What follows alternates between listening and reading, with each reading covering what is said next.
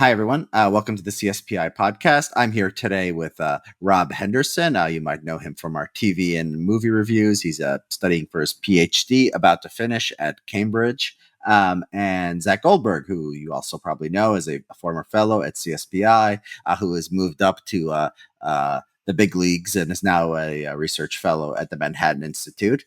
And we're here to talk about Zach's new paper for the Manhattan Institute is Defunding the Police, a Luxury Belief, analyzing white versus non-white Democrats' attitudes on depolicing. And Rob is here because he is the founder, the inventor, the creator, the artist behind the idea of luxury beliefs. So, Rob, before we dive into Zach's paper, can you sort of discuss what they are and how the idea came to you, and where people can read more about it? Yeah, so I define luxury beliefs as ideas and opinions that confer status on the upper class while often inflicting costs on the lower classes. And the idea came about, well, initially, when I arrived as an undergrad at Yale a few years ago. So this was back in 2015. Uh, and right away, I had noticed that many of the political and social views of my classmates on campus and my peers were very much at odds with the views of the people I grew up around. I grew up in sort of poor and working class neighborhoods in California. I joined the military later on. And so, those two environments were much different than what I was seeing at Yale in terms of what people believed and the views that they espoused. And then, throughout my experience at college, I was reading these sort of old school texts in sociology by Thorstein Veblen, The Theory of the Leisure Class, Pierre Bourdieu's book Distinction. The subtitles A Critique of the Judgment of Taste or something along those lines. It's an older book, and Paul Fussell's book on class in America. And then later, by the time I got to Cambridge, I had read some more recent work in social psychology, these empirical studies on the drive for status and who has the strongest motivation to attain status. And so these texts, along with my observations, sort of gave rise to this concept. I wrote a Twitter thread in 2019, sort of outlining the idea, and it got picked up by some bigger accounts. And then an editor at the New York Post asked me to write a short piece on it, which I did. And then later, Quillette asked me to sort of expand on this idea. And in the piece in Quillette, I cite a lot of the sort of relevant academic research and flesh out the concept in more detail. And I've also written about it in my Substack as well. And yeah, to my knowledge, Zach's paper here is the first scholarly treatment of this concept of luxury beliefs. Yeah. So, one question I ask as somebody with a background in public choice theory is when you say, the upper class don't suffer the consequences of their beliefs and the lower class do. Well, I mean, ultimately, nobody suffers the consequences of their beliefs, right? We suffer the consequences of our actions. So you can vote any way you want. But poor people don't have to suffer the consequences of belief either. So it seems to me that it's like it's I don't know. I think the idea of suffering the consequences is sort of slippery. How do you sort of how do you think about that? Yeah, I mean the milieu of that upper class, the sort of chattering classes create. I mean, they do give rise to policies and shifting norms, and sometimes sometimes gradually and sometimes more rapidly.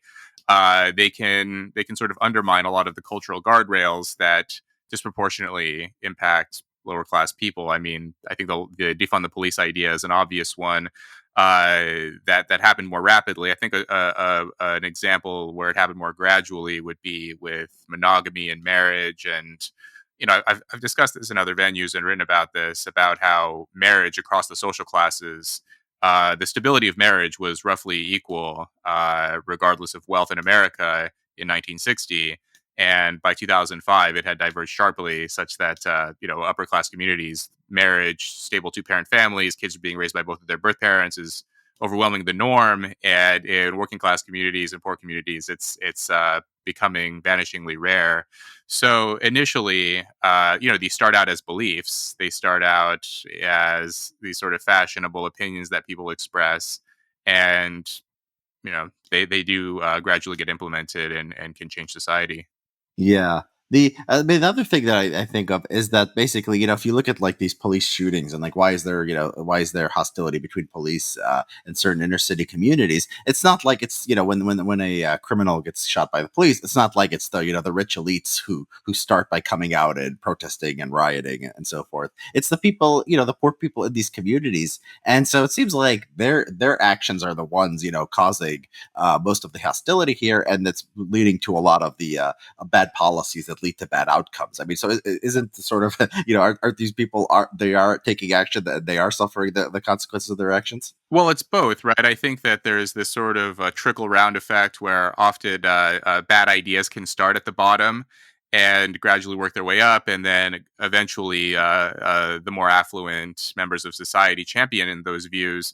But the only way that they can sort of percolate and spread and become actually implemented into policy is if the elites, or whatever you want to call them, are the ones who adopt the views and are the ones who have the most influence in society. Like if a bunch of poor people want something and the elites don't want to do it, they don't want to defund the police or redirect resources or something, it's just not going to happen. And so, in this instance, I would say that educated, affluent members of society actually bear most of the responsibility for what's happening. And poor people, like, yeah, maybe they have some bad ideas, but they ultimately don't have the social power to implement them the way that elites do. Yeah. So I mean, so why say luxury beliefs? I mean, you could just say that sometimes elites have bad ideas. Elites are the only ones that matter for implementing policy, and because they're elites, they can wall themselves off. I don't know if on average they're more likely to have views that harm the poor. I don't know. Maybe they are, but it seems to me like you can find examples going in both directions. Yeah, I mean, I've cited different work showing. I mean, the defund the police idea was just proportionately held. At least the surveys that I was reading in 2020, 2021 by the highest income brackets. If you ask people their opinions on marriage and monogamy, uh, people who are more educated tend to say that what a two parent home is less essential or not essential for raising a child. Drug legalization is disproportionately a view held by educated people relative to less educated people. So, yeah, I mean, a lot of these views. I mean, there may be some views that run in the opposite direction, but again, I think that these, like, I use this term luxury beliefs. It's almost an analogy to luxury goods, right? Where in the past, historically, affluent people demonstrated their status through material goods. And today, I think they more often do it with their beliefs, and these are sort of costly signals of where you went to college, what kinds of media you consume, whether you're reading the right op-eds and following the right trendsetters. These are sort of indicators of your position in society now, in a way that luxury goods in the past were. Yeah, I think that the idea that elites matter, I think is right. I think the idea that elites have had very bad ideas, and they've had a bigger impact on the lower classes than the upper classes, is also right. Okay, yeah, okay. So that's the theory. Are you going to make it into, like, say, New York Post and Colette? Are you going to make it into a book or an article or something, an academic article or Yeah, something? I'll probably write a book at some point if things go well. I would like to expand it out into a book and explore the idea further. Unless Zach keeps writing papers No, undermining no, it. no, no, no. The, I'm the just, whole I'm the just whole kidding. point the whole point Yeah, of this paper is to get you to start thinking about elaborating on the theory more and revising it and coming up with predictions that could be tested. And I should mention that what my test of your theory is only in the context of depolicing, and there's still a lot more work yeah. to be done in this context. But I'm saying is that the idea is to derive, to be sure. Because you haven't formally written about it, I in some ways had to derive my own implications, empirical implications. I think maybe a lot of the people that followed your theorizing on this issue maybe have came away with the assumption uh, that, well, I think they have misconceptions potentially about it. That you know these elites that are endorse these beliefs don't actually believe them. I mean, they hold them well consciously, knowing I'm only doing it for Mm, social status.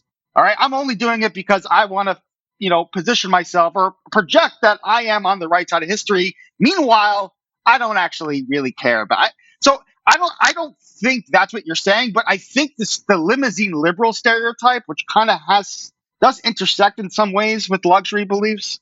Limousine liberal, I mean, that's kind of a pejorative term to refer to liberals that's been around probably for decades, about people that, I mean, kind of are politicians that advocate for virtuous policies, that, while knowing full well that they won't have to live under those policies. So there is some overlap there, but what's kind of, I guess, there's some uncertainty over whether those that hold luxury beliefs actually have some commitment to them, actually believe them to be the case, a good representation or approximation of reality, or what a potential reality that could come about as a consequence of those beliefs, versus just being really cynical. I'm just going for status here, I don't really. I know my beliefs are probably half baked, but whatever. It sounds great, on social media, and I'm getting a lot of likes. So, Yeah. You're right. You don't test. I mean, if they really believe anything, right? You don't prove that in your paper. Oh no, I mean well, I guess my one test of that, or I guess one indirect testing of that, is to see whether people maintain those beliefs as the costs of holding, or the consequences of holding those beliefs, rise. So, for instance, you would expect that those that endorse defund the police would be more likely to hold that belief in an area that has low rates of crime victimization versus rates with high No, levels. that doesn't make sense. That doesn't make sense unless you are the person who actually is the decision. Unless you're the mayor of the town, that doesn't make sense, because the cost of one person holding one opinion is zero in a low crime neighborhood, and it's zero. I mean, unless you're like walking behind dark alleys and just doing stupid things. But that still doesn't get anything. You could still delude yourself. It doesn't. It does. That's not a test of the theory. All I have to work with in this data set are measures of support. You're right, and I mean other measures of who they voted for. And it is true that those that support defund the police, and this isn't including the paper, but they're more likely to donate to different election races. And they definitely have higher levels of political engagement. And the point is that these are the people that are likely to have influence on those that enact such policies. And we have instances of cities around the country actually defund the police. Crime obviously soared, and some of them are backpedaling. But the point is that there was some support. I mean, maybe not representative of everybody on the ground, but the people that actually are able to get in touch with decision makers actually have a connection to them and actually influence them. Having those beliefs, it's yeah. I hear what you're saying. You could report believing in a survey, but what does it actually matter? Well, policies have changed and shifted in a number of these locales. Well, yeah, but in the collective, you have to specify what you're talking about. So, me as an individual, so like, yes, in the collective, it matters, right? Oh yeah, one person holding one belief doesn't matter. You're right.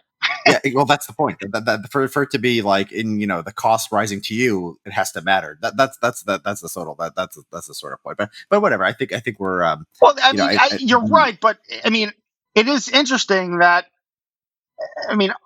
all other groups, apart from white people, as the costs, quote unquote, increase, as levels of violent crime increase at a zip code, you see decreases in support, or decrease in people's propensity, or excuse me, non-white Democrats' propensity to support these beliefs, whereas whites either show increases in support. So Zach, just to be clear, so non-white Democrats in more dangerous locales are less likely to support defund the police than non-white Democrats in high crime locales, right? Yes. Is that right? Yeah. So because you could say like they're the ones who are actually more likely maybe to experience the costs of such beliefs. Like they're sort of behaving in almost the way you would predict.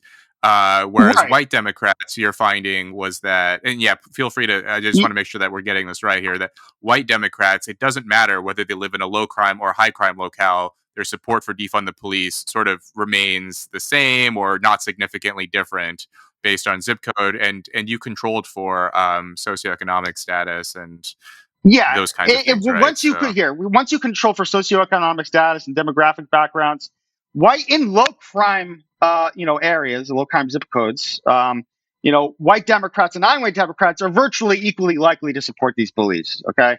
Now, Yeah. once you go, once you vary or you increase, statistically increase violent crime, you see precipitous declines among non-white groups, and you see, general stability, if not, slight increases among the endorsement rates of white Democrats.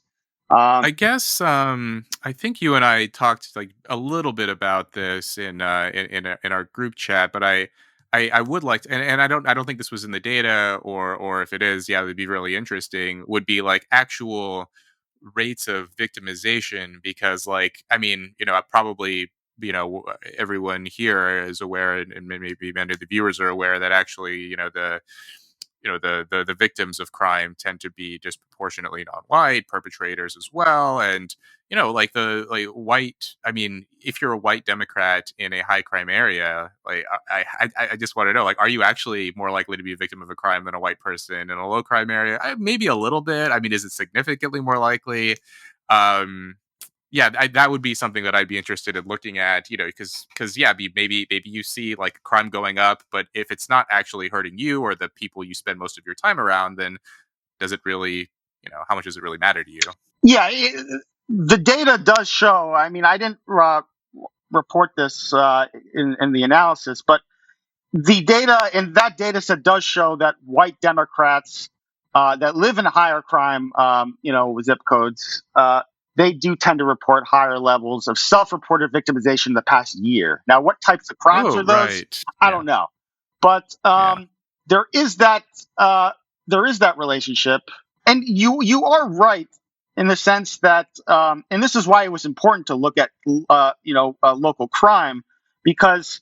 Uh, Poor whites, poor whites in the bottom, white Democrats in the bottom, income bracket, you know, they still are exposed to significantly lower levels of violent crime than a similarly situated non-white Democrat. So Yeah. only controlling for socioeconomic factors is not going to be able to account for that differential, risk.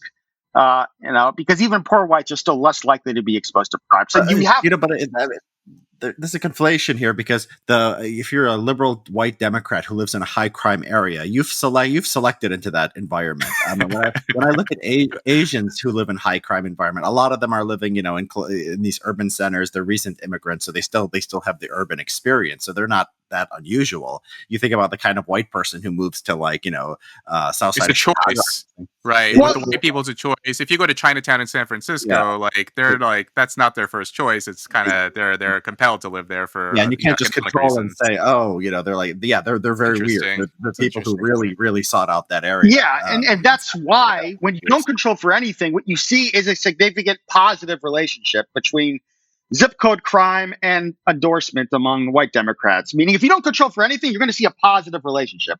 The more violent crime there is, the more a white Democrat is going to support, these policies. Now, that, like you said, appears to be driven by selection. The fact that progressive types are, white progressives are more likely to to live in these locales. And once you control for things, the differences between low crime and high crime largely evaporate. But I think this gets into an interesting conversation we could have about the possibility that maybe people that, whose beliefs are follow from their ideological commitments and their ideological frameworks that they live by, whether they are less sensitive in some ways to some of the consequences of their beliefs, because they ultimately believe that they are doing a good thing, and that, you know, this ultimately is going to lead to a better, more just society. And I'm wondering what you think about the possibility that uh, some people that are ideologically committed might be more willing to pay a cost, even a modest cost, such as, okay, potentially greater, slightly an uptick in crime, which I may or not have to suffer, and that's a price worth paying, because I believe that ultimately this has to be done to achieve a better society. I'm wondering what you think about Yeah, yeah. ideological conviction allowing people to maybe tolerate, sacrifice or costs. Yeah, is this this was the group based moral ideology theory? I think you mentioned this in your Twitter thread that Well, yeah, it this goes sort of beyond. costly commitment. Yeah, it goes Yeah, beyond that. If I don't know if you know Scott Tran and a number of yeah, Jim just the number of years ago they did a bunch of work on sacred values and how people don't easily make material trade-offs. They don't easily trade their a lot of the work was done in the Israeli Palestine conflicts, but for $1 trillion in whatever in international aid, I'm not going to just give up the Western Wall. I really believe in that Western Wall. I'm willing to pay a high cost to preserve that Western Wall, even yeah, though the significance of Western Wall is really just, I guess it's cultural, but yeah. a lot of it's Phil religious. Tetlock's done some interesting work on this too, the sort of taboo trade-offs and Yes, yes, certain things. It goes above and beyond the economic factors. There's something. It's sort of not your values aren't for sale, something along those lines. Yeah, that's interesting, and I guess your work. I guess in a way, I'm inclined to believe it, and in a way, it's an interesting. I guess it can be integrated in some sense with Richard's point, which is that if you're self-selecting into those areas, like if you're an affluent white person and you're moving into a high crime area, like you are probably politically or ideologically unusual in some way, and you're willing to put up with the increased possibility of I mean, I'm kind of skeptical that there's an increased likelihood of them being targeted for violent crimes, and if it is, it's a minuscule, but probably more likely to be victims of sort of theft and burglary and those kinds of things. And like, well, there's that sort of that funny tweet going around with I think it was a year or two ago with Seth Rogen, where he's just like, yeah, you live in a big city, and sometimes your car gets broken into, man. What's the big deal? Like that's sort of the mindset of exactly. a lot of the people who self-select to live there. Um, yeah, and to your point earlier about the belief that yeah, I've seen this happen, and once you kind of coin a phrase or something or come up with an idea, it sort of takes on a life of its own. I didn't necessarily. I mean, maybe I worded my Quillette piece a little too strongly. When I wrote it, you sometimes get carried away to some extent, but whether or not they're cynically held, whether there's this sort of strategic, conscious motive of if I say this thing, it's going to raise my status, and who cares about the poor people who have to suffer. I think it's a little bit more nuanced than that, where you can sincerely hold a view and also on some level understand that it will raise your status. Like those two things are kind of intertwined, right? Like I guess that's a sort of a folk psychological theory where we have our true authentic beliefs that we express because they reflect how we really feel, and then there's this other set of beliefs that we have and we only express those because they raise our status and we don't really believe them. But actually I think with luxury beliefs and defund the police, like they're actually intertwined, such that you are authentically expressing your view, but the side effect is you're raising your status, and maybe you don't mind that so much. And as your status is raised, you kind of continue to say those things, sincerely believing them. But at the same time, it's also nice to increase your reputation in the eyes of others. And the sort of outcome of it, it does align with my sort of basic definition of luxury beliefs is it is raising your status, and it does have disproportionately negative effects on the lower classes. Whether they're sincerely held or not is sort of beside the point. But I think I agree with what you're saying here, that they for the most part are sincerely held. But you guys have probably had these conversations in private, maybe in public too. I mean, where you will I've spoken with people who say things in public and in private they will acknowledge that it's bullshit. And that is like a sort of a cynically held, cynical version of the luxury beliefs idea of them Are all holding these them people sincerely. academics, or are there some who are not academics? They're academics, but they're also people who work in tech and finance and all of the sort of fields that ambitious people work See, in.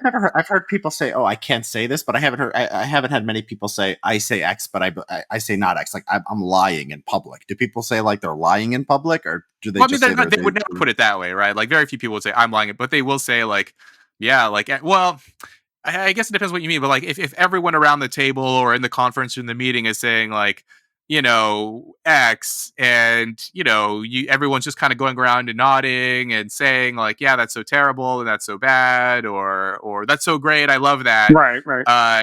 People will say those things. They may not be sort of full-throated and give it their strongest endorsement, but they'll kind of like nod along. And I I think think what you're to a lot saying of is that people, people it's just sort of the same moderate, thing.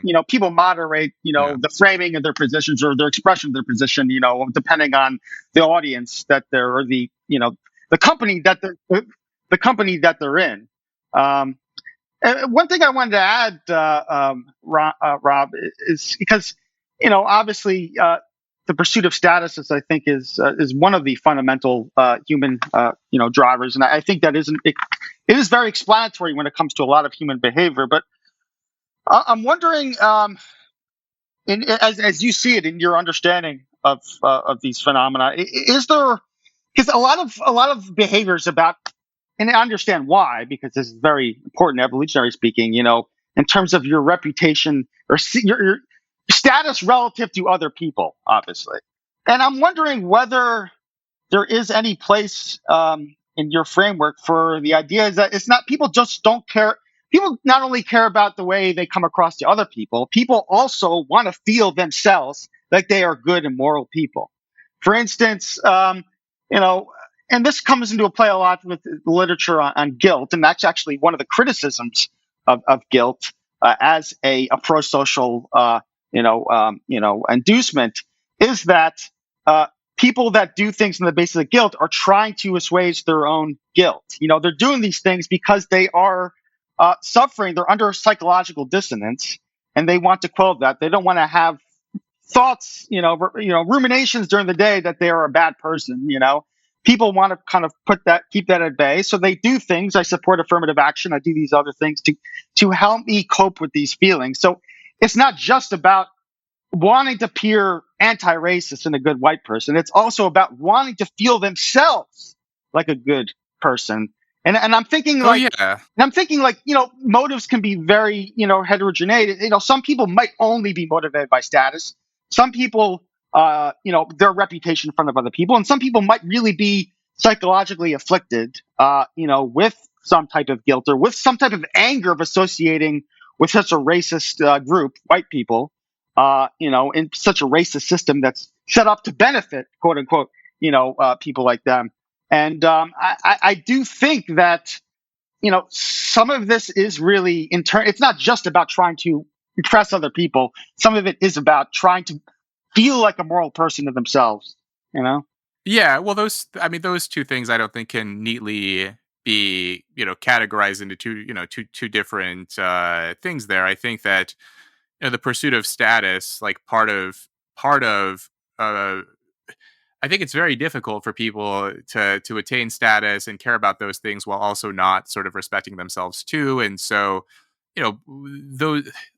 I'm trying to think of the best way to state this, but when people pursue status, they're also trying to make themselves feel better in the process, right? To obtain some kind of authentic pride or this feeling of self fulfillment. And often the very things that make you feel prideful or fulfilled or mitigate your guilt are also the things that get you status. Like Right. those are often the same exact things. Those things overlap with one another. There are some rare exceptions, right? Like there are people who will go out of their way and do things that make themselves hated by their coalition or their community. This is like where that term contrarian comes in, where I think Richard might be to some degree known for this, where you say things that might upset your own side a little bit, but that's an unusual person, right? Like most people, to respect themselves, they also got to get the respect of other people. And so yeah, I guess like maybe there may be some like misinterpretation of the things that I say when people want status, because it seems like such a a sort of a cheap and tawdry motive where, oh, you just care about the other people. But no, there's the element of yourself involved too. And to do great things and to impress other people, often you have to sort of believe in yourself and respect yourself Right. too. That's like, it's a side effect of those things, the side effect Mm, of trying to quote unquote do the work, is potentially that other yeah. people recognize me, as a good white anti-racist. And often though, when people do, when they Yeah, do the work in private and they're reading yeah, the right books and listening to the right podcasts, like there are many people who I think they have this. They do it also with the understanding that just imagine like they have this audience in mind of the people they want to impress, and just how good it would feel if they were watching me do this right now. Like yeah, we're sociocognitive creatures, right? We didn't evolve in an environment where we were just sort of isolated, lone individuals trying to survive in nature, right? Like we yeah. evolved in the context of human coalitions and communities, and it's the way we feel about ourselves is inevitably intertwined with the way that we sort of feel about others and our reputation in the eyes of others. So those can't be sort of neatly separated, I think. Yeah, there's a lot Is of it? sorry. Yeah. Isn't is it there's a simpler, I mean, there's a simple explanation, I think, for the results. So the whites and the Asians and the people who are wealthier among the Democratic side are more likely to support, less spending on police or cutting funding for police. Is that among blacks and Hispanics? The richer blacks and Hispanics, they're more likely to, Zach, right? They're more likely to support the defund the police position, right? Yeah, there are.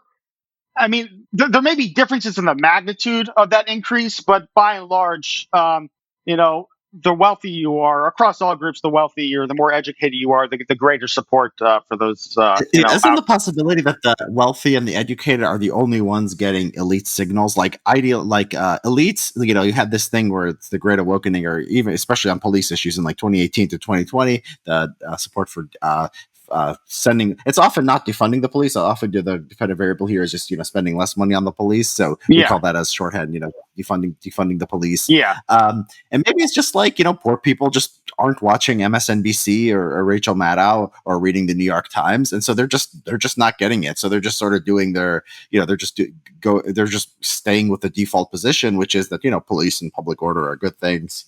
Well, yeah, and Yeah, they don't have the cultural capital, right? Like to me, this is sort of an indicator of class in itself. Is like they're not going through the same sort of enculturation process of what an elite person would do, which is like watch MSNBC and read the New York Times and listen to, I don't know, whatever, the Vox podcast or whatever people listen to, and and buy, because they're busy working, right? Like they have different priorities. They don't have sort of laptop jobs where they can consume all of that kind of content. I mean, if you're on your feet and you're working a blue collar job, you just you're sort of blocked in some sense from that kind of content. yeah. Well, one thing I will say is that white Democrats, in particular, have the highest levels of political engagement of any group, and not all of those differences are explainable just by income or whatnot. I mean, I think even wealthy Asians are not nearly as politically interested or engaged as white Democrats. So there could be some uh, you know although the differences do persist net of a basic control for political interest. I do think there is something to that white Democrats are much more likely to be attuned to media developments on that front, when it comes to members of the Democratic Party and activists showing up on. I do think they are exposed to that, and I would just say that it's nonetheless interesting that listen, I live in Atlanta. My neighborhood got an F score. All right. So I know defunding the police would have a very bad things would happen Did if they we, not defund the police in Atlanta? Did they not defund the police there? uh, I do not believe so. Okay. It is, I think, a more conservative administration Do, here, do but do you know actually, Zach or Richard? Like, do either of you know that even if is there any research or data on even the places that didn't defund the police, didn't actually redirect material resources, if policing has declined anyway? Like crime has been going up everywhere, and especially in all the major cities. I know that, but has policing declined? Because I wonder if there's this sort of demoralization effect of like there was a huge backlash against police in general, and so like did police just stop doing their jobs? Because why would you risk like why would you risk getting caught on someone's iPhone and being a pariah? So Yeah, I think Charles Layman has written about this or tweeted about it. Yes, I think there was a lot of good evidence that actually did happen. I know in Atlanta, interesting. Okay. I can't speak for other places, but I know in Atlanta that we were dealing with staffing shortages, especially after the who's the guy? There was another incident a month after the Floyd incident where a guy got shot at a Yeah, it was, Wendy's after it was like in grabbing Brooks or something. Uh, anyways, so yeah, there was definitely staffing issues with that, and police force just, screw it. You're not going to have our back. You're going to go after us. We were clearly, like, yeah, Yeah, exactly. Like, there does appear to be some of that. What about why don't we have a society where like why do we have to have one rules for all classes, right? Like maybe like we should like maybe like the high classes, like if they can handle stuff, like why shouldn't they be allowed to, like maybe that's ideal. Maybe it's ideal where elite have one culture. Like this has always been the case, and like the peasants and the normal people and the proles have their own culture. Like should we all have to be forced to live under the same regime? Well, that was the point of federalism, was to prevent that. Allow different laboratories to coexist, but that Yeah. I mean, maybe the answer isn't to be I like, oh, you liberals mean, are we kind of already don't, right? Like even in our ostensibly impartial justice system, if you're rich, you do get away with more, right? Like just because of the nature of the system, its society, and your access to resources, not just economic resources, but social and all those kinds. You're not really treated the same either. I mean, I yeah, guess like that's with true, my but luxury beliefs, that I part, yeah. I don't think anyone thinks that part is good. I wouldn't defend that. I mean, it's just like it's a byproduct of letting people pay for lawyers, and that happens, right? But like Yeah. we do this informally, right? Like, so you can have a polyamorous relationship if you're a Silicon, if you're a Silicon Valley. Somebody was in San Francisco recently, and they made it sound like polyamory. I didn't know it was that common, but they were telling me like everyone they knew, and the people they know are either in Silicon Valley, like news people who are activists, they knew people in government. I don't know. You put all those people together, that's a pretty large percentage of the population, and apparently they were all polyamorous. And maybe they can handle it, or maybe it's not the best thing for them, but they're not going to like shoot each other. These Silicon Valley nerds over, their girlfriend cheating on them or whatever. But you can't really do that in like the inner city. Like the young men of inner city Baltimore are not gonna put up with their shorty being in a relationship with another man. And so like we do this to a certain extent, just informally. Like people do form their like own communities that sort of suit them better, right? Yeah, they do that, but I think one criticism I have is it's one thing like if you're well off and educated and have certain kind of personality configuration and it can work for you, but then when you're sort mm, of writing op-eds in legacy media outlets that are widely read and trying your hardest to actually like normalize yeah. your peculiar sexual proclivities and trying to get everyone else to do it, and of course like it initially may start with the readers of that outlet, but then gradually as it sort of percolates throughout, and the latest Netflix series reflects your unusual sexual desires, and normies or whatever start watching it, and then gradually it just becomes the sort of ordinary becomes like an ordinary thing to do and is no longer judged. And so initially, like, yeah, if you're smart and rich and you're higher conscientiousness and whatever, then it works for you.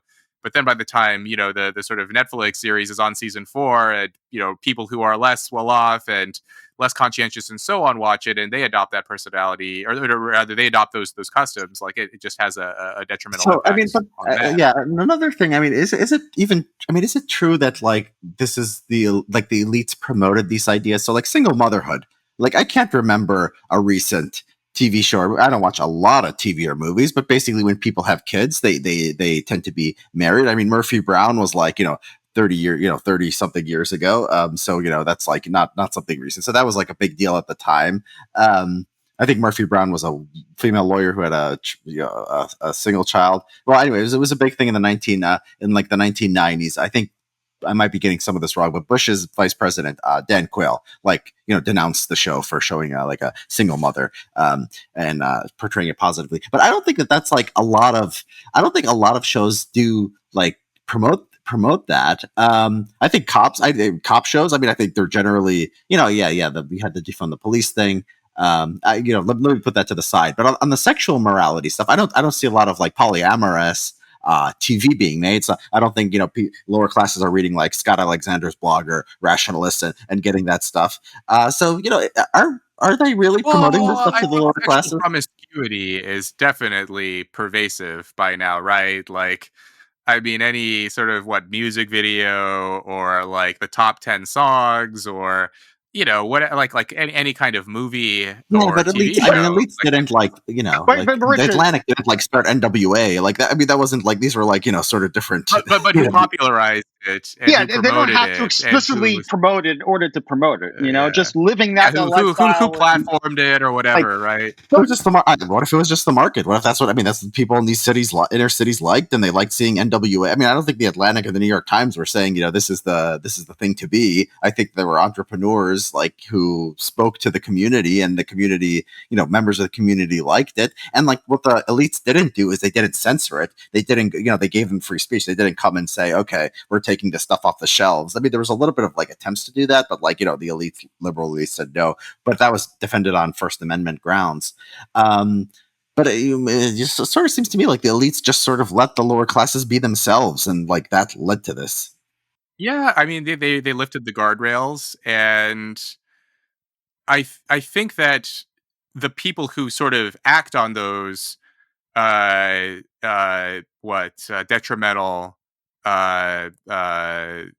views, they may get some pleasure out of it, but it hurts everyone around them, right? Like most people don't want to live around people who are doing drugs and having lots of baby mamas and kids out of wedlock and so on and so forth. Like, I mean, yeah, maybe the guys who really like NWA, like young men who are into that stuff, like maybe it's fun for them, but it's probably not fun for their girlfriends or their parents or like literally everyone else in that neighborhood. I think the So I'm girlfriend. not necessarily I think it's fun for the girl. I think the girlfriends wouldn't have any other men. I think I think they would. They'd be different if the girlfriends didn't. Yeah, want it. yeah, I mean, fine, but broadly speaking, I don't think like for the most part, completely lifting the guardrails, it may have been fun for like a certain sort of subset of people in lower income communities, but by and large, I think that like there's a reason why, for example, like Zach's research is indicating that low income people actually like the police more than upper income people, despite those places producing a disproportionate number of criminals, right? Like, and people who more likely to have family members and so on. Like a direct relationship with someone who's involved in the criminal justice system, and yet they're more likely to support the police anyway. yeah. I think part of the problem is that it's not doing away. It's saying that the old guardrails were oppressive, and advocating for other ways of life without considering the consequences of those other ways of life. Like it's criticizing what we've had, but it's not necessarily making the case or showing that there's going to be no consequences from this new way of life we're going to try to normalize now. And I think that's part of the problem here. It's not it's kind of the 60s were really just a generation, or I guess an era of a lot of critique of American society, really recognitions of oppressive social structures, and those critiques may have merit, but to really throw them all away without offering some alternative that really are functional and that could be functional in people's lives and promote good outcomes is kind of what led us to disaster. Yeah. I mean, I guess there is a kind of like a values question involved here, where I think on some level, Richard, you're sort of defending like freedom as the ultimate value here. Where like, yeah, if poor people want to behave badly and I'm not. I'm not. No, do all those kind of I things, don't. it's fine You because know, it's what they want to do, and the elites were sort of just allowing them to be themselves in a sense. Like, is that versus like maybe someone with a different kind of orientation might say like maybe that's what they want, but that's ultimately not what's good for them or what's good for society or good for their children and their neighborhood and their families, is like maybe not doing those things. So yeah, I don't know. The yeah, I'm just trying to, I'm trying to sort of understand how we got here, whether it's good for them to have freedom. I generally think so. I mean, to stop it. I mean, like, look, we like this, the I don't know, like if who wants the to give government the power to actually what it would take to stop it. Now, I think that if you made me dictator and I could ban all rap music and made black people go to church instead and like pick their leaders and like do all this stuff, like okay, like maybe like things, but that would be like I don't know if we can do things like at the margins. I don't know if like the New York Times came out and started lecturing, you need to take care of your, like Bill Cosby, like if everyone came out Bill Cosby, like you need to pull your pants up and you need to take care of your kids and you need to not commit crimes. Like I don't know if that would matter. Like, it would make like elites feel better in a different way. Like, now they're speaking truth to Oh, power. I disagree. I think that, I mean, they're if like when the elites coordinate and are all on the same page, they can have uh uh pronounced positive effects on society. An example that I've used before is the anti-smoking campaign. So in the 1960s, something like 30 or 40%, I think it was 40% of Americans smoked cigarettes, right? Nicotine is addictive. It like there's a bunch of things going for it, right? Like chemically it's addictive, it looks cool, it's sexy. Like smoking had everything going for it. And then the elites coordinated and sort of implemented this national campaign of like smoking will kill you, it's ugly, it's disgusting, it's low status, on and on. And now decades later, I mean, it's only something like 15% of Americans smoke, so they had a massive impact on that. So if they all got on the same page, stigmatized a certain behavior, made it low status, made it ugly, made it associated with undesirable kinds of people, I think like it may take some time, it wouldn't happen overnight, but over the course of a couple of decades, I think they would have a massive Yeah, impact. although I think that race is a complicating factor here. If it was a white elite telling the black masses, like, how to behave and trying to stigma, it would have to come from within. It would have to come from within the Sure. black Yeah, community, yeah. I I mean, think. if all the elites of, whatever, every sort of ethnic Yeah. background and so on, like, yeah, if they could get artists and musicians and so on, besides just academics and intellectuals to Well, I don't. Yeah, agree on artists and this, like, musicians. I maybe. mean, artists and musicians with that work. I mean, I feel like it has to be stronger than that. I feel like it has to be like religion. It has to be, Sure. something. Yeah. I think like if Puff Daddy did, public service announcements and said, like all this stuff. I just can't imagine it. I just can't imagine. So, because you're dealing with, it's not like, smoking. This is like different than smoking. Because smoking is just like, you just don't start smoking. Okay, you don't smoke. This is like impulses and like controlling yourself and like getting up and going to work every day and like, staying off drugs and alcohol. And it's like these temptations are like everywhere. And, culture has an impact, but like it's not as easy as like don't litter or don't smoke or like these things which seem to me to be relatively, and even the smoking thing, I don't know if it even worked. Did it work for like the lowest of the low class? I think the lower classes, I mean, they probably smoke less, but I think they smoke a lot. It was the educated who pretty much stopped smoking. um so yeah, these are hard issues. I don't know. Yeah, I agree. I don't think it would happen. I think it would be a very difficult and yeah, but there's a difference between acknowledging its its difficulty, and maybe there's even a difference between like trying to promote, a different, sort of whatever the opposite of luxury beliefs might be, versus like actively promoting the luxury beliefs themselves, right? Like, even if people just stopped, you don't necessarily have to promote different values, but just stop promoting luxury beliefs. Like that in itself, I think would have some non-trivial effect on society where, I mean, literally, like defund the police, right? Like, if people had protested and demonstrated and so on, but they weren't actively calling to defund the police, like crime, like that would have had a material impact on the amount of crime we've seen over the last 2 years. Just not doing that, right? Not even saying like let's refund the police or give them more money, but just let's not defund them Right, would have right, had right, some effect. So right. Yeah. With the defund thing, I see it as I see, the elite, like the true elites. I mean, we have to like, just focus, just like be clear what we're talking about. I sort of see it as like that was like it was a very I think it was like some of these things are very grassroots things, and like the New York Times, like the Atlantic, I think they're like swept along with. I don't think the New York Times is like the source of like defund the police, I guess right? I think that's it's. I know it sounds crazy different from the police, especially when you're in a high crime area. But I'm thinking like and I'm going to think back to the Skeptic magazine poll, and we're Manhattan's too. We're going to do a follow up study. We're trying to get at people's perceptions of the extent of police violence against different groups. But yes, the only right. data we have shows that the average or the median Democrat thinks when at least 1,000 up to 10,000 unarmed black men are being killed every year. yeah. So But people are numerically illiterate. yeah, If you ask them any question, like but how many people fall off the buildings, no, they'll no, no. say But 10 million.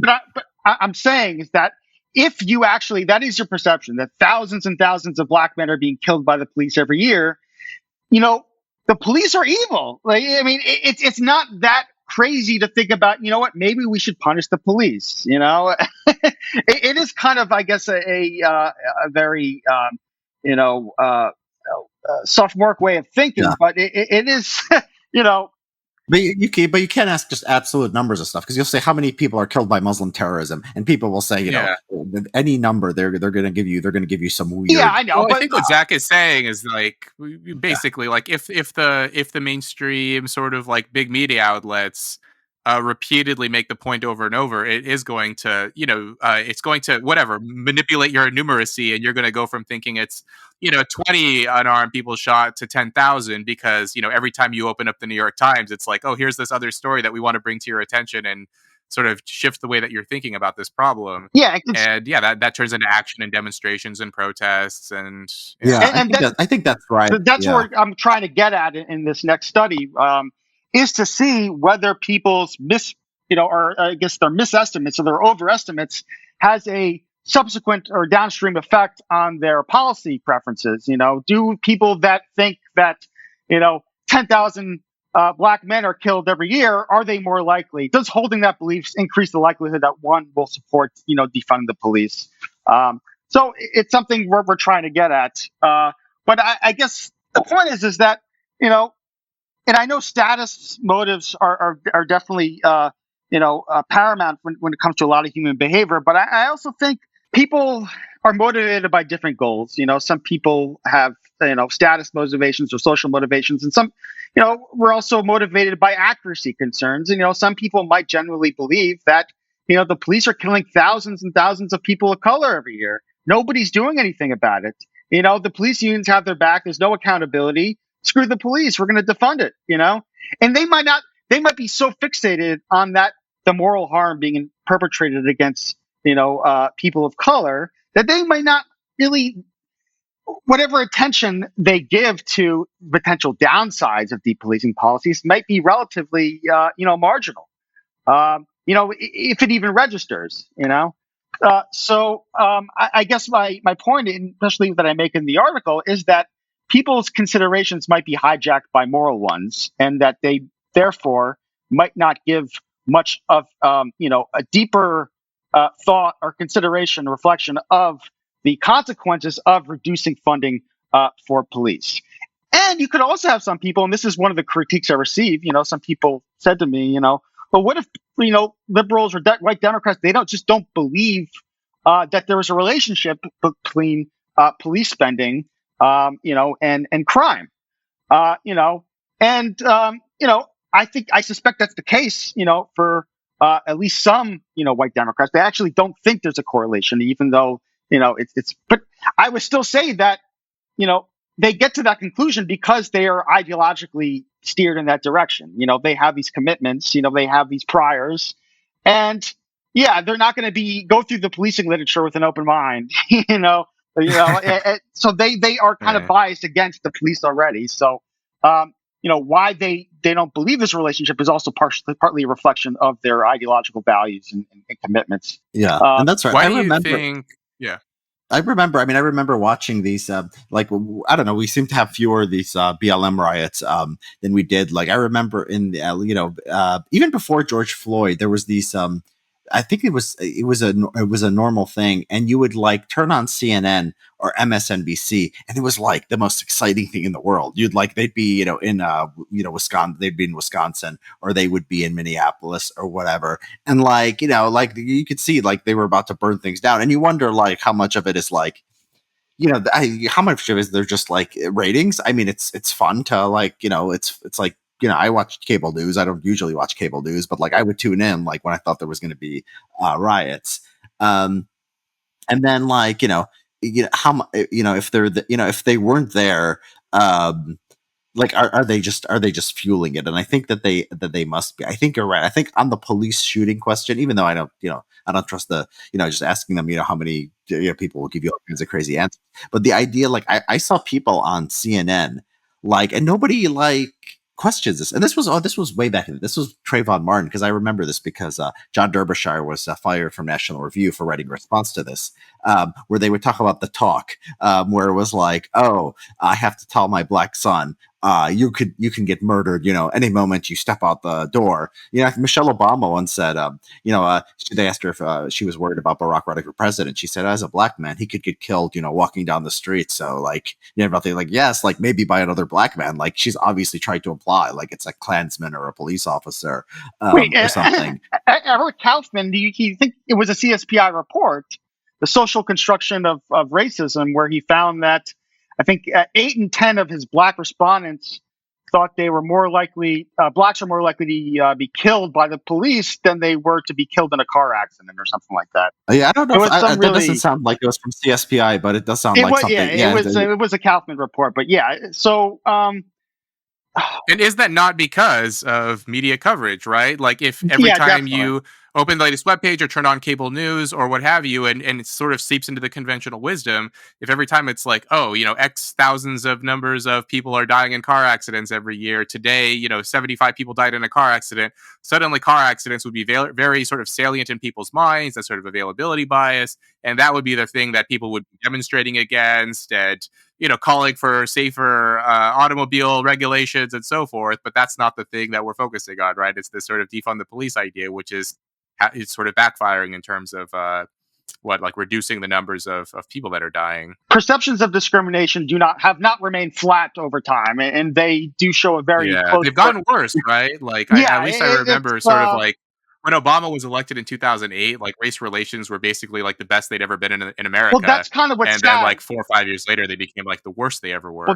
that's kind of what's sad is that black Democrats, they were actually becoming more conservative, towards the later years of the '90s, and especially when Obama was elected, perceptions of discrimination went down, which just goes to show you of how, uh, you know, reactive our perceptions are to the input or that we get through the media, because we don't know. I mean, outside of our in our towns, we don't especially systemic racism. You don't observe, we don't know about the extent of discrimination in society. We have our neighborhoods, which we frequent, which we, hang around in. And, if we don't see discrimination, overtly, we might come away with that discrimination isn't a problem. So we're kind of our evaluations or assessments on how much discrimination there is kind of subject or kind of hostage to the media environment because we don't have an understanding of what's going on in other parts of the country. And that's why I've shown that people perceive lower rates of discrimination in their own communities than at the national level.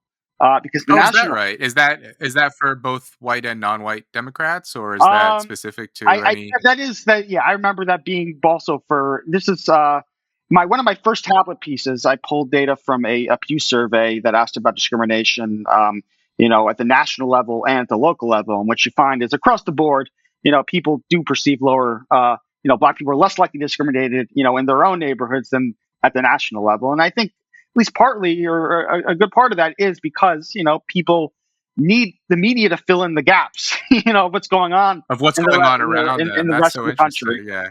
I Um, think it's Robin Hanson has that sort of distinction, like near mode and far mode, and like your near mode is sort of your concrete reality, what's going on around you, and we tend to be sort of more pragmatic and practical.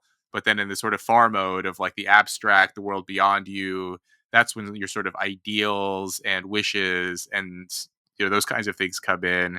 And so that's interesting that like in people's everyday lives they actually don't perceive that much, but then in this sort of in the abstract that and I guess like does that mean that the sort of demonstrators are marching for, yeah, I guess they are, they're sort of marching for an ideal because they're probably not seeing those kinds of things around them very much.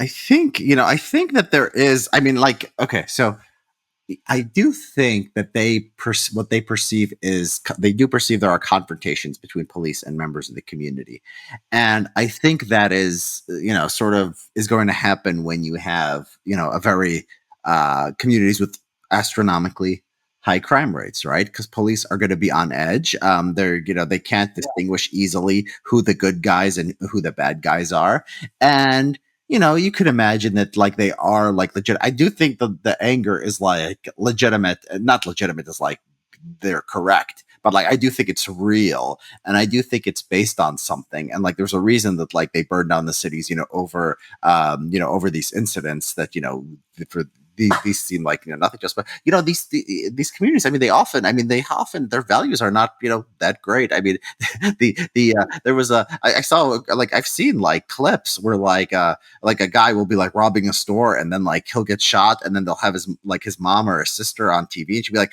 why don't you just let him, why didn't they just let him rob him, like I why did think you I have to saw kill that. someone over that?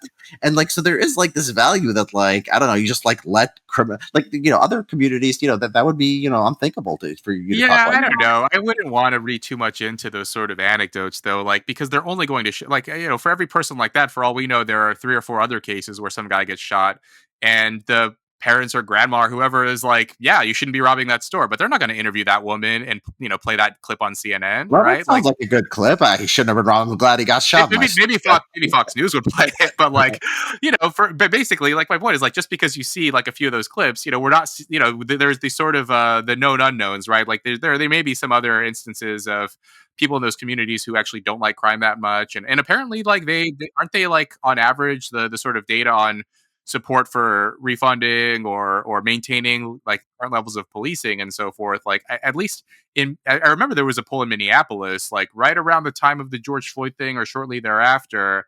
It like white people were the most in favor of defunding Yeah, the police there in was a Minneapolis. referendum. You're right, but funding is just one narrow question. Like, you could wonder, like, should you, like, okay, so should you, like, actually, like, arrest somebody for, like, George Floyd, like selling, have it passing off a counterfeit $20 bill? I don't know. Like, I don't know what the people's at. They just want police to be funded, but then they want police to just I like think if you sort of. ask that question, I think white people would be like, basically Yeah, don't charge them with anything. I yeah, think yeah. they'd be way Oh, more likely. no, I don't think. I Yeah. disagree. I disagree. Counterfeit money. I mean, that's like No, that's I, steal. I I mean, think that's like. I think a lot of minorities are probably like, yeah, my family runs a business. We don't want people just showing up and stealing stuff. This is our livelihoods.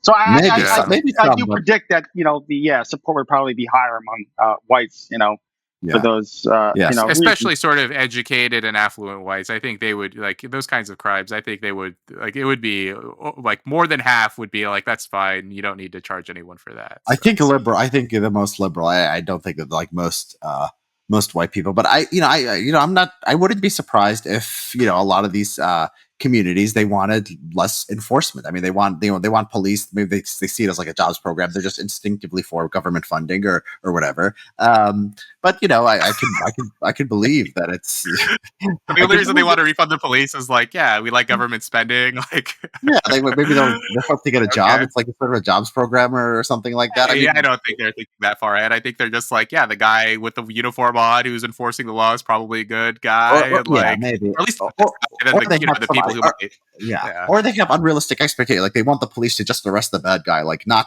like be able to perfectly distinguish between the good and the bad guy, and like leave alone some of like like they don't like. I don't see any evidence they broken windows policing. Like, I mean, the problem is there's no cooperation in these communities with a lot of police. That's why the crime rate is so bad, and part of it might be because snitches get stitches. There's like intimidation factor at the local level, but part of it might be just like the people don't want to see their cousins or brothers are arrested, and they have different ideas about how public order should be kept. So yeah, I don't know. Like, it's like I tend to think that this stuff is like, it's actually difficult because of like the high crime rate in these areas, and a lot depends on like the attitudes of the people who live there. But I think maybe Yeah, maybe you're reading too much into what I guess the minority activists are saying. What I think the message you get from them is going to be different than the attitudes you hear in the street. And I think minority activists do have or do have some incentive to kind of uh, play on and tropes about the activists racism as and well as the clips that the media yeah, chooses to play, and I think like we're seeing like a sort of narrow slice of the people who claim to speak for these people or the people who speak in these communities that the media chooses to highlight. Yeah, I don't know. I mean, there's I just think like the between those the activists and the people who the leaders and so forth who are supposedly speaking on their behalf, as but I think like that in addition to like the survey data is also important to keep in mind. who actually supports the police, who wants more policing. Like, yeah, I don't know. Well, look, I'm I mean, inclined to that's believe that, like, you know, One follow-up study I would love to run is to really see, how well do white Democrats and liberals, how good are they at estimating support for various policies among other groups? Do they to what extent is their support for defund the police conditional on the perception that, oh, this is what blacks want? this is what they Yeah, want. this is, Yeah. and they may get that perception from being disproportionately exposed to the activists on social media that are also echoing those talking points. So it would be interesting to see, whether this is a we know better than them, and believe me, in the long run they'll be better off listening, or what, this is what my perception of the sentiment in the What they community is right want. now. That's interesting. So that would be yeah. really useful, Yeah. to get at, because it could be that they are trying to act in the interests of these communities, but they misperceive what the median attitude is in those communities, or maybe they're just so I guess presumptuous. They know better. These people are uneducated. We know that in the long run these policies are going to work. Um, Yeah, I think, like, probably the conservative view would be like that, right? Like the sort of limousine liberal idea of, yeah, like, they're so disconnected from these communities, but they think that they know better, that they're right, smarter, right, right, right, and right. so forth. And I think, yeah, maybe the liberal view would be like, well, this is what they want, and, like, the Republicans or the conservatives are interfering with, like, they think that policing is good, but actually, look at this guy who's speaking on behalf of the community. He says policing is bad, so why don't we just give them what they want? And Yeah, Yeah, I mean, yeah, I think, yeah, I would go back to, I mean, like, they elect politicians. I mean, they tend not to elect, these crime-ridden inner cities. They tend not to elect, like defund the police activists. Like in the electoral politics, they don't do that well, but they don't elect like people who are like the toughest on crime people either.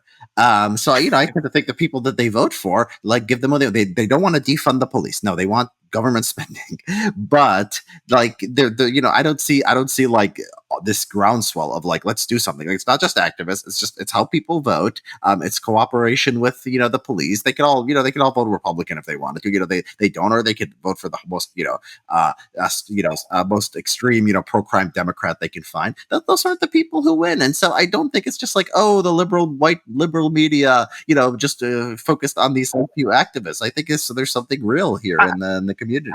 I think you're operating maybe on the assumption that these voters are high information voters that know. Like, well, for one of the reports, I'm actually looking at differences in political sophistication engagement among Democrats by race, and what you find is that a lot of Black Democrats, not even a majority, know the party affiliations of their members of Congress.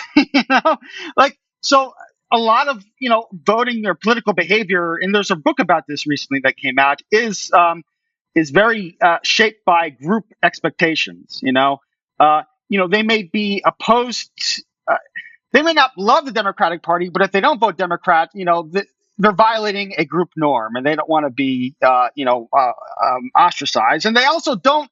It's not like they have good information about the candidates that they're voting for. A lot of, I mean, listen, I'm not putting this on Black. This is how a lot of voters No, or okay, political well, people well, make political decisions. Is most people are low yeah, information voters, and they don't really know. And yeah. they do, but they could at least pay So attention to the rhetoric. I mean, if a tough on crime message was strong, like maybe they wouldn't pay attention to what they actually did, but they would get up and they would say, "We're going to lock up all those inner city thugs here in this neighborhood, and we're going to let you normal." But no, but that doesn't sell. I mean, it does. I don't see any evidence that sells in the inner city. what I'm saying is like, I think a lot of those inner city voters, when they cast a ballot for a candidate, they don't think, oh, this candidate is opposed to locking up criminals. I don't think that is a consideration that is operative at the polls. I think it's much I more think they, superficial. I I think think it's they much like a more. message that's more friendly towards criminals than harder against I criminals. think I just it's think everybody at that church. sells. Everybody at the church is saying, "Go vote for this person," and that is, Yes, but why is it this person? Why is it always this? Why is it always that person though? It's magic. The Democrats just sort of appoint, and like, no, I think we have a democracy, and they do reflect to the extent of the communities they come out of. yeah. But well, I mean, they do vote. Well, I'm thinking of like, I mean, don't isn't it true that like Black Democrat voters are responsible for Joe Biden's victory in the primaries, Well, yeah, right? so was Like South isn't it Carolina. isn't isn't Yeah. it that like a lot of like white affluent liberal, like they wanted Bernie Sanders or they wanted Elizabeth Warren or someone who was like more liberal and more Yeah, sort of politically extreme in some ways, whereas Yeah. Biden was seen as Yeah. like the most conservative among the Democrats. And in that case, like, I mean, my understanding is like in many states he was carried by Black voters.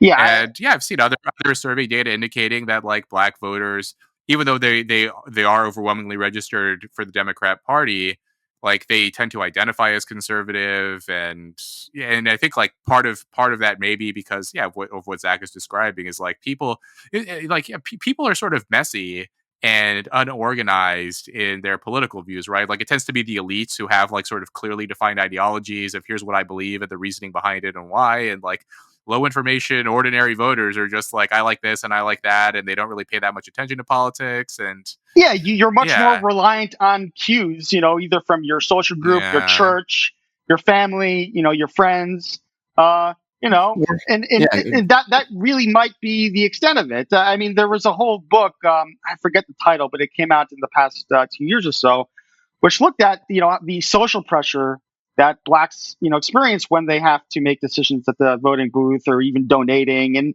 the bottom line is that, um, a lot of times they underreport the support for Republican candidates because they're worried about violating, that group norm. The blacks vote for Democratic Party, and that pressure is can be very, at least strong enough to the extent that, in some of these studies, people were donating money to Democratic candidates, which they weren't really that enthused about. But because the person collecting the donations was another Black Confederate, it's like, okay, I have to donate to, I have to donate something. And the point is that, it's not just that, it doesn't, and what I'm saying is that this doesn't purely come down to their attitudes, or what they see as the best candidate that will provide what they're looking for. And a lot of it also comes down to, group expectations and narratives about a group, group narratives as well, especially about other parties. And, you know, I think definitely one of the when you say these candidates are the outcome for primaries and whatnot, I would say I was in response to that you know who votes in the primaries? Yes, Black people vote in the primaries, but disproportionately people that vote in the primary are the politically engaged, the politically sophisticated. White Democrats tend to vote and participate in primaries at higher rates, um, Well, and yeah. that Well, is I mean, I would argue that the politically engaged are the only real way we could talk about public opinion. Like you could say, well, the people in the Black community, the ones who are politically engaged, they all love the far left Democrats. But like, if you ask the guy who never thought about politics in his life and doesn't vote and doesn't do anything, oh, he might like find a lot to in Trump that he agrees with. Like, somewhat like so what? I mean, it's just like a theoretical, construct, right? Where I think that politics is a public, quote unquote public opinion. Where we're talking about is something that's tilted towards not necessarily even the elite. It doesn't have to be that, but just the people who are paying attention, the people who show up, the people who care, the people who donate money, the people who knock on doors. I mean, that to me is really public opinion, not just the average of what every human being thinks, regardless of whether they care about or think about politics at all. hmm. Yeah, I mean that's been one of the critiques of democracy, or at least American democracy, probably all forms of democracy going back for a long time, is that the people that are most the system is most responsive to are the people that participate the most, which is going to be those high IQ, high ability, high information Yeah, I don't types know. of voters. Yeah, I don't know if Educated that's necessarily a voters. critique of democracy. It could be. I mean, it could be Well, like that's why democracy works. Like, oh, the people are so stupid. Well, no, there's a excuse me, minority that's left wing or liberal critiques of democracy is the fact that the low information voters, the people that are kind of apathetic, or their preferences are not being considered, or being definitely under considered relative to their contribution, or their share of the electorate, I guess is what I'm saying. gotcha. So But when Kanye West runs in 2024, he will get out the vote, and we well, will see an increase in Did you notice that he registration. ran in 2020? Nobody noticed. Yeah, but he didn't. Didn't he not register properly? Like his name wasn't actually on the ballots, right? Like, wasn't he a write-in candidate? In some states he was, yeah. In some Oh, states he was. really? In some states Well, maybe he was. if he takes it seriously next time, if Kanye runs as a Republican against Biden, things can And I get will stick interesting. to my prediction, my view here that no, he won't get any of the black vote because it's not just cues. Oh, Kanye wants us to like. No, they actually don't like the conservative message, and they wouldn't. And I think I was proven right in 2020 when it was like he didn't get nothing even when he was on the ballot. They were just like, oh, Kanye. Like no, it actually mattered Is what that he. true? I would like to see that. I would like if his name was actually on the ballot, not a write-in. Like, did he No, he actually was on. take He like was on. I know he was. how much of I the haven't vote looked did up he the take numbers, away? but I wonder. I wasn't didn't look up the numbers, but I know he was on the ballot, and I know he never got any substantial vote anywhere. From let me see, Kanye West ballot 2020. Let me make sure this is right before I give uh, let's see. He was. Although, to be fair, like, isn't the media and like a lot of the sort of Yeah, he was. So they he like was up. the Let me just tell public you, figures? Yeah. he was on the ballot in 12 states. He Okay. missed the deadline in most other. He gathered the most votes, 10,000 in Tennessee. So maybe a Okay. few black people. So how many people voted in But what Tennessee? percentage of the? I think it may not be. It may not be trivial. He may have had some grassroots support there. But I also like the usual kind of media outlets Yeah. are circling the wagons and like creating a stigma around Kanye too, right? So I think there are some sort of social cues involved, such Okay. that like Kanye was cool a couple of years ago, but now that sort of all of the aren't there musicians and stuff now coming out against Kanye? Like there are all these cues to ordinary people, like Kanye's a bad person now, so you can't support him anymore. So I think they Kanye are got sort of the responsive to most that. votes in Tennessee, 10,279. He was on the ballot. That's 0.34%. He was in fourth place, behind Trump, Biden, and Joe Jorgensen, who I think was it says independent here, Libertarian. libertarian. Yeah. So yeah, he didn't. Yeah, she got 0.98. So three times more than Kanye. So no, like the social cues from the elite artists did not shift many black voters. Apparently, Well, I'm um, saying they shift him away. I'm saying that the artists in the at least right now, right? Like ever since Kanye said nice things about Trump, he like other high profile yeah, artists and musicians and so forth are distancing themselves from Kanye. I think And that's right. so Yeah. like they're not going to vote for him. I think in large part for that reason he's going to lose support. Mm. So Okay. Cool. So Rob, to circle back, just now that I have you here, it's a great opportunity to ask, and maybe yeah. something for you to dwell on going forward is, your luxury belief thesis kind of came in the context of kind of left wing or progressive beliefs. I'm wondering whether you think that the concept could also apply under a right wing or conservative milieu. And I know that's kind of misleading because maybe that there's what's right wing it kind of can vary by culture. But I'm thinking, especially like, and this is maybe up Richard's alley. What's going on in Russia and Ukraine. For instance, are the I know there is uh, you know, a large degree of support for the Putin regime among the ultra nationalists, and these nationalists are probably, I'm guessing, they're probably not poor.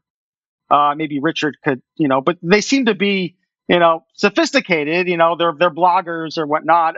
And I'm wondering, the people getting sent to the front lines are disproportionately, ethnic minorities, and they tend to be from the poor class, and the people seems to be most supportive of the war. So I'm wondering whether, I guess more generally, is what I'm asking, is whether there could be luxury beliefs it's kind of culturally or politically neutral in the sense that it is not tethered to one political ideology. It just refers Yeah, to, exactly. whatever the norms are in that society or whatever, I never meant it to be like I've been accused of this too. Like, oh, the luxury beliefs concept is just this like Trojan horse to criticize the left or something like that. And it was never meant to be that way. Like, I mentioned earlier that the idea arose from my experiences on elite Right. university campuses, and many people are aware that the students are overwhelmingly liberal Democrats. The professors are I think the professors, it's something like 90+% are registered Democrats, and among the students who are registered, it's like 80+%.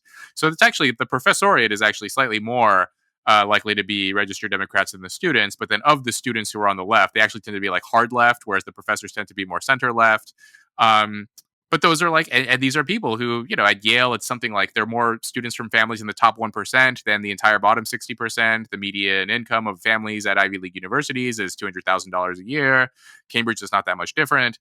And so, the beliefs here tend to be held by people who are on the left. And it's not like, oh, they're on the left and therefore, their views are wrong or something. It's just like you're rich and you hold these views and you're not really thinking them through, and that's just kind of how it tended to unfold in that way. Um, but yeah, I mean, I think, yeah, there of course there could be some views held by well-to-do Yeah, right wingers. I mean, you would there think was like in the there's one, 1964, you yeah, might have been a luxury belief might have been supporting for the Vietnam War. In the sense that I'm a wealthy. I'm not going to go to fight in Vietnam, but you know. eh, yeah. Well, I hear this actually a lot from people on the right, where they denigrate college, right? Where they'll say on the one hand, they'll say like, oh, college is outdated or it's silly or it's ridiculous. And they talk in glowing terms about the trades. But then when you look at what they're doing with their own families, like they're pulling every string they possibly can to get their kids into the same top colleges that they themselves went to. So, it's like, yeah, I mean, of course you could say like you can critique colleges reasonably. But at the same time, like you can also stress that like on average going to college is still a good thing, but they're like actively trying to direct people away from college while at the same time making sure that they're the ones in their close in their mm, circle, right? Their loved mm, ones. They're trying to get them into college still. And then yeah, the military thing too, where like they say, oh yeah, the military is this great thing, you should join, and it's wonderful, and so on. But when it comes to their own kids and their own families, they would a lot of them would very much not like to see their own sons and daughters enlist, especially in the midst of a war. So yeah, these yeah, are good examples. yeah. I think Yeah. I mean, talking about the military actually reminds me that I think we spoken me and you on my first CSPI podcast appearance. We briefly, or I believe, we reminisce about my decision to join the Israeli military. But I think that experience, or at least that stage of my life, kind of in some way informs my writing of this piece on defunding attitudes, because I was really had strong moral convictions, and I definitely had a privileged upbringing, in the sense, stable two parent home and until my parents got divorced. But I had a good Jewish upbringing, and I decided to just say screw Is college, that screw Goldberg? You're all Jewish? these What? I know, no relation to Whoopi either. Um, and, and just throughout, these material luxuries to go just live in a pit in the middle of the desert for years and potentially, risking life and limb, for something I strongly believed in. So I guess what I'd like to see going forward for the luxury beliefs is kind of some recognition that, you know, people vary in the extent that moral conviction is a driving factor in their behavior. And some people are more status motivated, you're right. I think what's useful, I don't know if this has been replicated, but the concept of, you know, external versus internal motivation to withhold prejudice by the social I, psychologist Divine. Either way, she says, anyways, long story short, she says that, some people are motivated or only motivated to externally withhold prejudice. Means inside, they don't really care about anti-racism norms, but they don't want to come across as appearing bigots. So in polite company, they will. It's important for them to appear as a non-racist, but internally they don't really care whatsoever. Whereas some people are not only externally motivated, but that external motivation is tied to their internal motivations of how much they just abhor, prejudice and racism and inequality. Well, I think like the best way to support anti-racist goals is to actually be an anti-racist, right? Like there's, I mean, it sort of reminds me of the research from Robert Trivers and others on self-deception and those kinds of things. And it's like, yeah, it's if you want to convince other people of something, the best way to do that is to believe it yourself. And so yeah, I think like very few people are sort of explicitly and consciously deceptive in the way that I think you're describing here, where people will say one thing and believe another. I think it may be slightly more prevalent than at least like within the last couple of years. I mentioned earlier, like now I'm meeting more and more people who because I think the norms are changing so fast, like we don't like people don't have time to like update their internal model and their beliefs and viewpoints and they're seeing things like in real time, like yesterday this was bad, today it's good. I can't get there yet. Like it's only been a day, and I have to believe this new thing. And they'll say it, but like, yeah, they'll privately say like, I definitely don't believe that, but I'm just going along with it because of career, professional reasons, social reasons. But by and large, I think I agree with you that like people do sort of hold sincere and authentic moral convictions and act on them. And again, yeah, that is intertwined with our social reputation, right? Because believing if you want to convince others you're a good person, it really helps to believe it yourself and to actually be a good person. That's the best way to do it. So Yeah. Yeah. Yeah. So I am. Yeah. I guess I mean the luxury beliefs thing. I mean, I still sort of it gives me. I don't know. It just is something about it strikes me that like it seems to me that it is. I mean, parts of it are true that people believe things based on their class. They believe things to feel good about themselves. And then at the same time, they don't suffer the consequences of their beliefs. But I think that that's also like that's all beliefs, and it's not like I don't even know if there's like a systemic average to for people of like elite backgrounds to believe X, Y, or Z things that are bad for the lower class. I don't know. Like I think I could salvage the idea in my mind if it's like like the natural tendency is like if you're walking through a crime ridden neighborhood is to like want more police and to like like you can actually see what's the consequences. Maybe it gives you some kind of experience, or like if you've seen broken homes, like maybe you have that experience that someone else doesn't have. I think that's right. I guess it would be a little bit different from like you don't suffer the consequences. I don't know. It's just maybe it's just the terminology that sort of bothers me about like consequences of your beliefs when consequence of beliefs. But it's okay. I think there's a lot there. I enjoy. I enjoy the articles on it. I enjoy reading your Rob. You have good reports, Zach. A lot of good data too. I think we're coming up on an hour and a half now. So let me just ask each of you guys, what you're doing now and what you're working on. So Rob, what's next for you?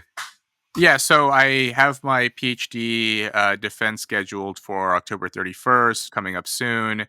And yeah, so after that, my main project in the new year, my book is coming out.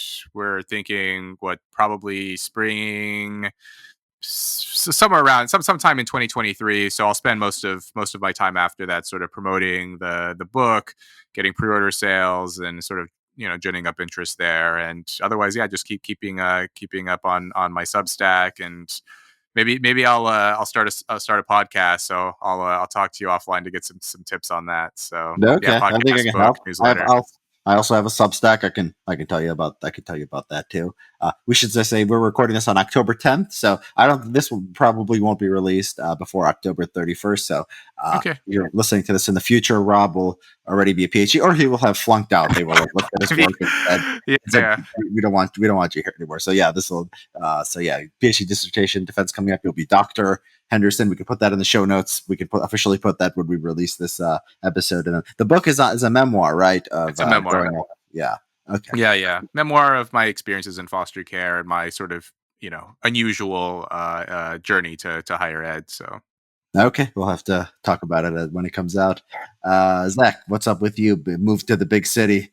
What's well, next? yeah, I'll be moving up to the tri-state area in May. But before then, right now I am working with Eric Kaufman on a project that attempts to estimate the prevalence of CRT instruction or exposure to CRT related instruction in American high schools.